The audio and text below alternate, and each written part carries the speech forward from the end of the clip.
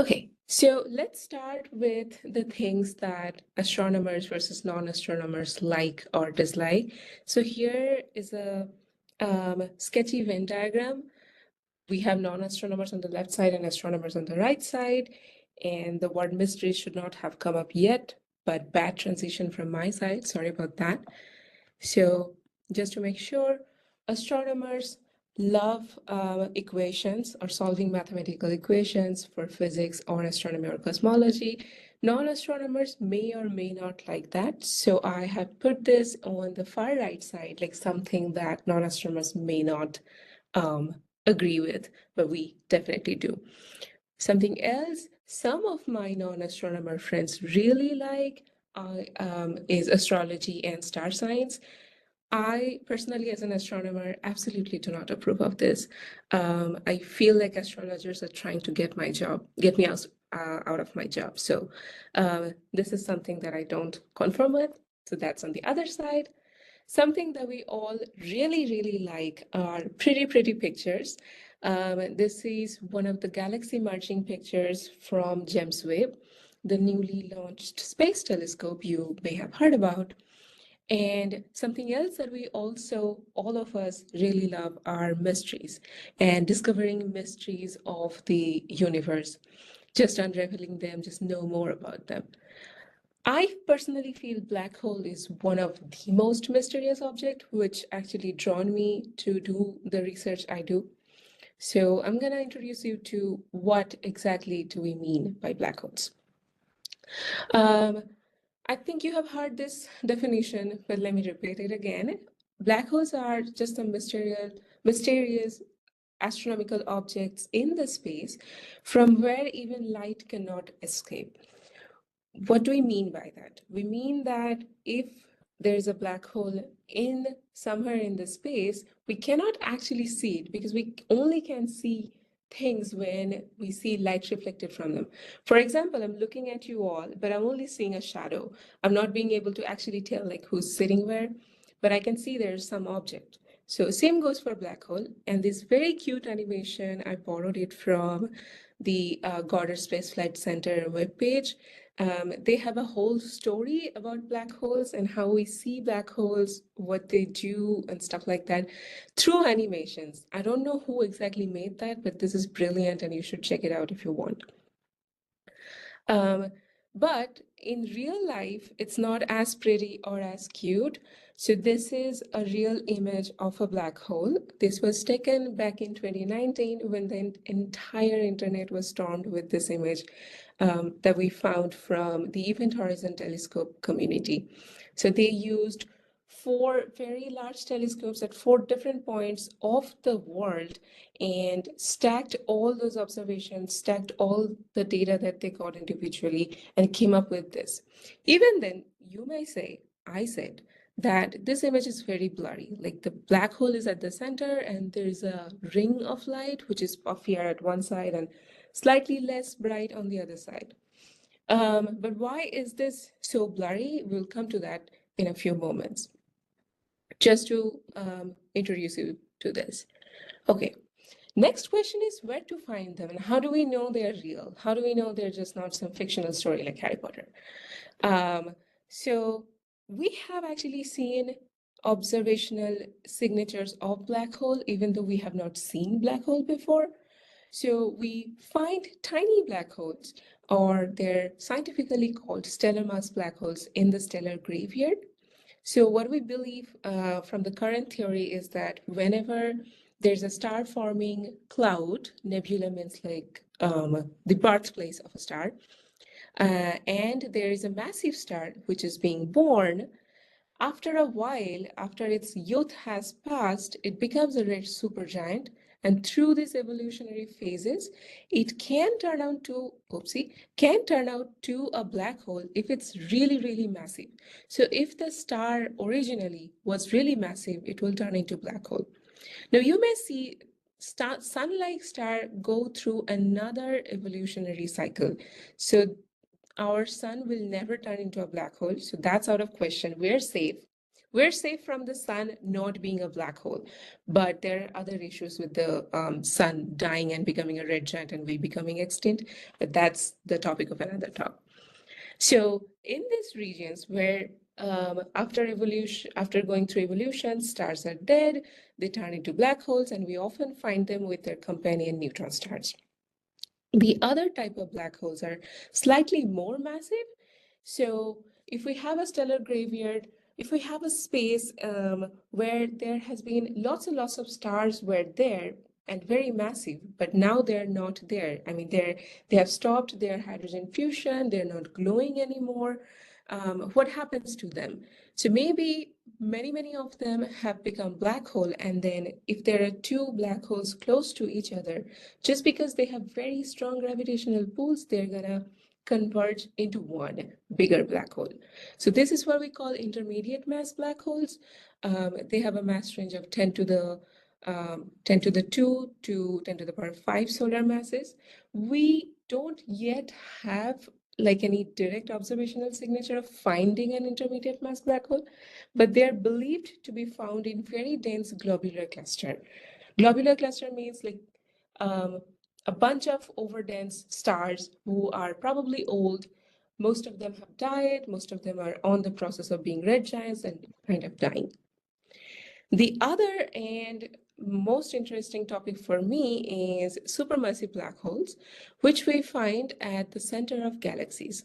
We also have a supermassive black hole at the center of our galaxy, the Milky Way, which we call the Sagittarius A star. And these have a mass range of 10 to the 6 to 10 to the power 10 solar masses.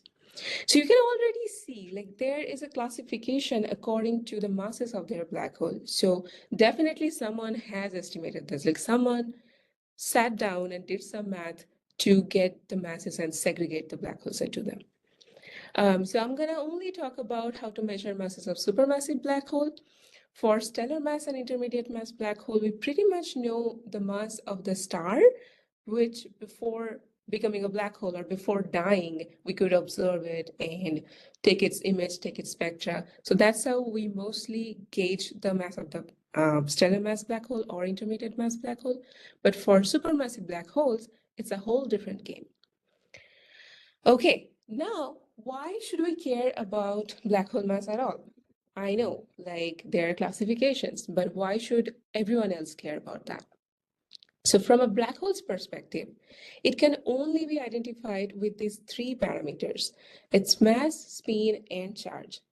We can only measure mass and spin of a black hole. We cannot mathematically quantify its charge yet, but we're trying to. So there are only three parameters, and you should know the mass well because it's one of the most observational signatures. From a supermassive black hole perspective or from a galaxy perspective, um, it is believed that the supermassive black hole co-evolves with its host galaxy. Now, I know this plot is very busy and it's a lot, so we don't have to go deeper into it. We're only showing that the mass of the black hole in units of solar mass is correlated with velocity of the gas or stars in the galaxy, and that is true for a lot of different types of galaxies. So they follow a straight line rule, and this is one of the signatures which says like maybe the black hole is very important component of the galaxy itself. So to know more about the galaxy, we need to know its mass. All right. So how did we measure the mass of the black hole for our own galaxy Milky Way?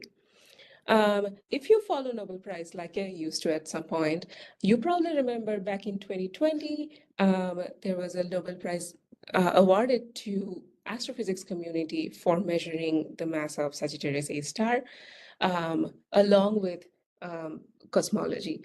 So this is the very famous video that a bunch of scientists at UCLA did to very carefully and precisely identify the orbit of the stars that are rotating around the central supermassive black hole of our galaxy. So I'm going to play this again because this is cool and I like it. This star sign at the center is the black hole, and every dot that is moving are the stars moving around the black hole. And this data is of like 20 years or 15 years worth of data that they collected to actually simulate the entire thing. Now, the only closed orbit that we found from this 20-year worth of data is the yellow orbit, which is shown again here in a separate way. And the ellipticity of the orbit and the speed of the star by measuring different characteristics of its velocity, its speed, its rotation, we estimated the size of the black hole as well as the mass. Now, this is very cool. What if we can use this for other galaxies? We will look at the stars and look at their orbits and velocity and know more about the central supermassive black hole. Well, it turns out we can't quite do that because all the other black holes, all the other galaxies are so much farther away that we can barely see the stellar orbits so precisely as we could do for Milky Way. So there are other techniques that we use for other galaxies. I have made this chart to differentiate them between direct and indirect techniques.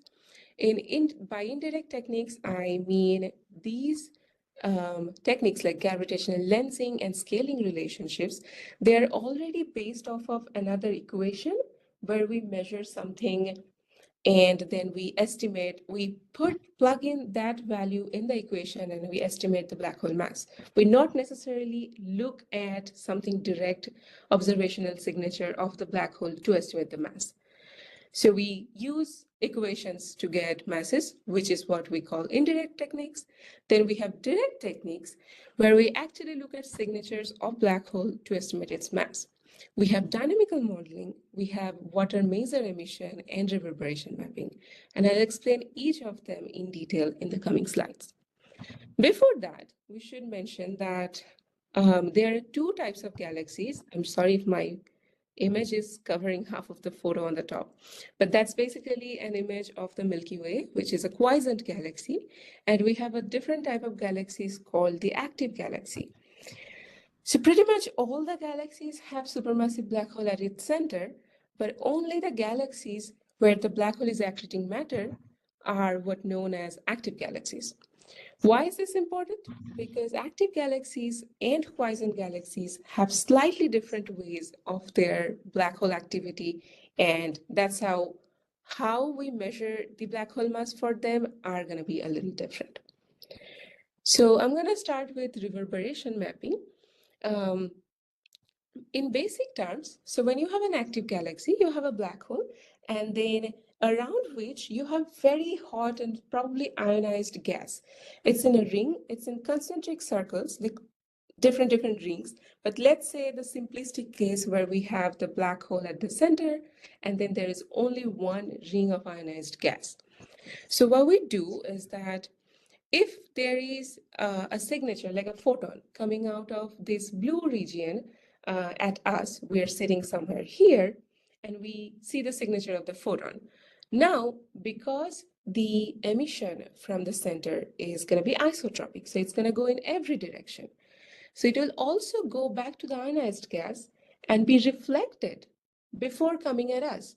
So there is this additional path that the photon had to travel before coming at us, and we see the signature when we study this type of galaxies. So you can see the peak here came slightly before the peak here. This time delay is measured, and by that we estimate the size of the ring and the mass of the black hole. This only applies to active galaxies, by the way.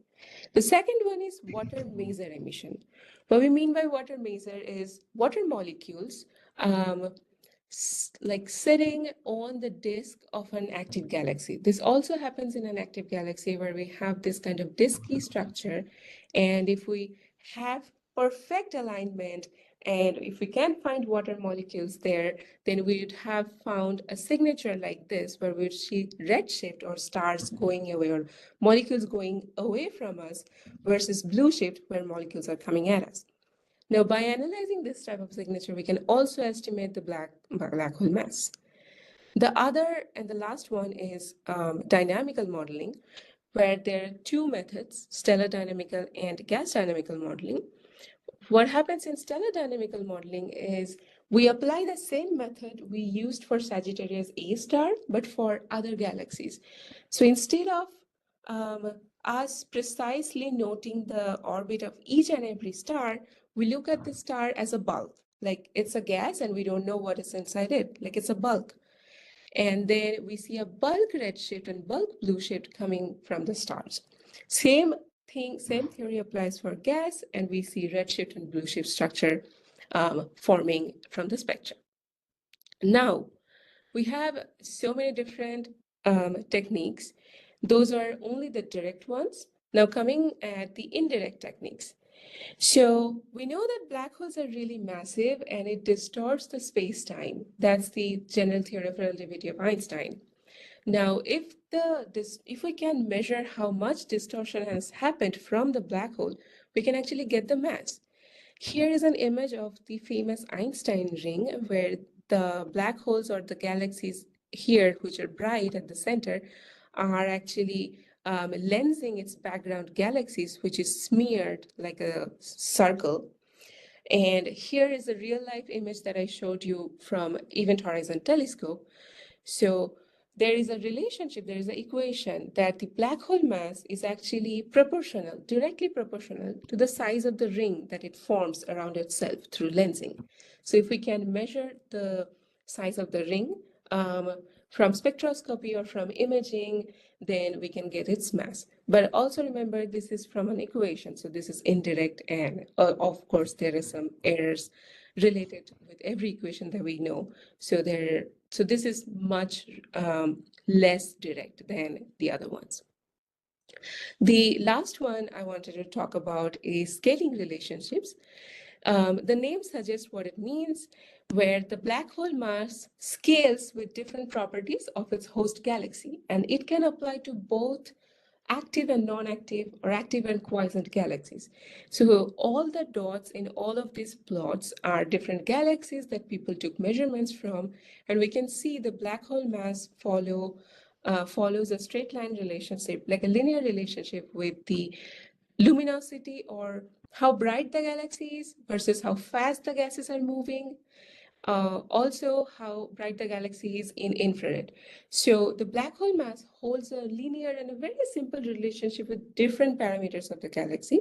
And studying a galaxy is easier because you look at the stars, you look at the gas, and you can interpret different parameters from them.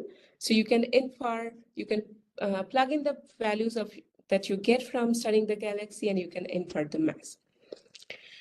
Cool. So now let's talk about comparing the results from these different direct techniques. And I'm going to only talk about reverberation mapping and stellar dynamical modeling or dynamical modeling in general. So for reverberation mapping, as I've mentioned, this only applies to active galaxies. But this technique is really cool because it's independent of distance, because we're looking at temporal difference, like a photon is coming at us, after delta t, the same photon is reflected back at us. So it's easy. We don't have to resolve the active galaxy. For dynamical modeling, it's cooler because it also applies to quiescent galaxy. Like we can measure the black hole mass of our neighbor galaxies with it. But it's limited by distance because again, how much you can look into at the center of the galaxy is going to tell how precise your redshift and blue shift from stars are going to be. So we wanted to do this check, like, are the results consistent from these two studies? And there have been only 3 galaxies where it has been done, and it is okay so far. These are the different methods that we used. And this is the 4th galaxy that I'm working on to compare the results with reverberation mapping. So I just want to give you a hint of what I do in research. I don't want to go in much detail. So I collected spectra from the Very Large Telescope in Chile, and this is what a spectra looks like, where I'm fitting it with a model. So the black line here is my data, and the red line is my best fit model, and the green dots are residuals. So I'm plotting how much flux is coming out at each pixel or at each wavelength. So I look at these highlighted regions, what we call the CO absorption bands, and they give me an estimate of the redshift and blue shift coming from the stars. Using that information, I built a model So bird's eye view on the procedure, I get the velocity distribution from the spectra, I get brightness from looking at the other parts of the galaxy. I also know the distance because somebody has it, like I use the literature. Then I create a total gravitational potential. Now the gravity can only come from mass, and there are three big components causing the mass. There are the stars in the galaxy, there is the central supermassive black hole, and then there is the dark matter halo. So we know how much mass can come from the stars because we know the brightness and the distance. We kind of have some theory on the dark matter halo, so we know that. So the rest of the mass should be coming from the black hole. And I'm going to skip over this because I already went over time. But to summarize, I just want to emphasize that black hole mass is very important quantity because it's one of the three fundamental properties of any astrophysical black hole. Constraining the mass of a supermassive black hole is pretty difficult because it requires high spatial resolution, temporal resolution, or you have to do campaigns for months looking at a black hole. But also this is important because if we believe our ideas of cosmology are true, which says that all galaxies were formed in the same way, then the black hole and the entire galaxy were born at the same time. So we need to know how that happened, and we can only know by looking at what's near us. These are some of the facilities that we use, and I just wanted to highlight them here because I know a lot of people are mad about how much money it goes against building one single telescope and like using it for maybe 5 to 10 years. But the amount of data that they collect and the amount of information that they get is enormous. So I just wanted to highlight that. And with that, I can take any questions.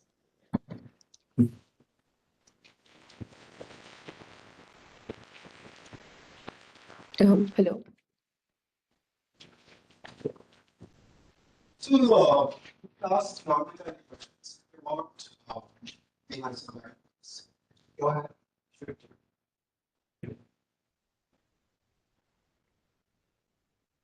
Oyon, your voice was breaking a bit. I could not really get what you said.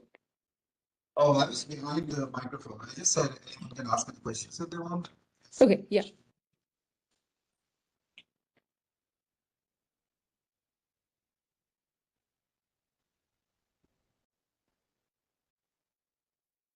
You want to explain your chi-squared gravity? Could someone repeat? Oh. Can you? It's probably hard to. Can you go back to your chi-squared plot and tell us about that since we have time? Oh, yeah, sure. Awesome. I would love to. So what this plot shows is some of my best fit models. So each wobbly line here is a different dynamical model that we created using all the inputs that we had. And these are the best models, meaning they had the minimum chi-square, but they are different in terms of the geometry of the galaxy. So one big trouble that I had to overcome doing this project was that we only see a 2D image of a galaxy. We don't really know what it looks like in 3 dimension. But to infer some fundamental quantity like mass, we need to know how it looks in 3D. So we try to interpret that with as much information as we have. Like we know if we're looking at the galaxy like as a paper, or is it slightly tilted? Or let's say how much light is coming from the left side of the galaxy versus from the right side of the galaxy. So including all those information, I created, I guess, like 20 different realization of the galaxy. If it's completely spherical, if it's extremely elliptical versus somewhere in between. So these are the best fit models showing each one of them. And the cyan line here shows the acceptable limit of delta chi-square. Delta chi-square is chi-square of the model minus the minimum chi-square. So this is our acceptable limit of delta chi-square, and this ranges the best value for my black hole mass, which turns out to be 2.5 to 7 times 10 to the power 7 solar masses. So I know this is a pretty broad range, But unfortunately, we could not constrain it any further. Like we could not make the chi-square really like squishy. With all the uncertainties we have to incorporate slightly a slightly larger error bar. Thank you for Thank you. asking that. I wanted to show you this, but I ran out of time. Yeah.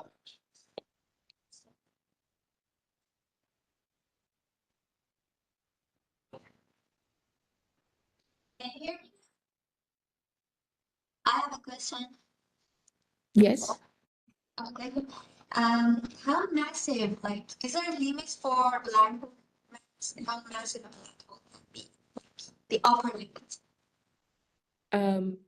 Just to ensure that I heard your question right, are you asking if there is an upper limit of black hole mass?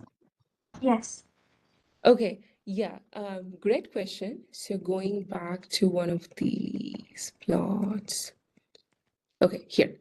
As you can see, most of the y-axis where we plot the black hole mass has an upper limit of 10 to the power 10 solar masses. And there are like few points above that, which also have larger error bars. So maybe we don't trust them. I personally don't trust them. So I believe the largest mass for black hole till date is 10 to the power 10 solar masses or in that range. One reason behind that is even if we think that some of the black holes were born the same moment when the universe was created, there has not been enough time for anything in the universe to grow beyond this mass sizes.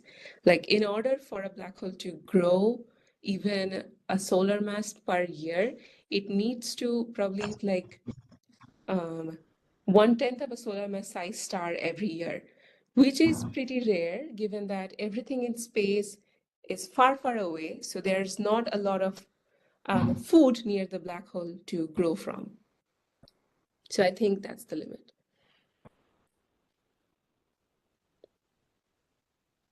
If that answers your question.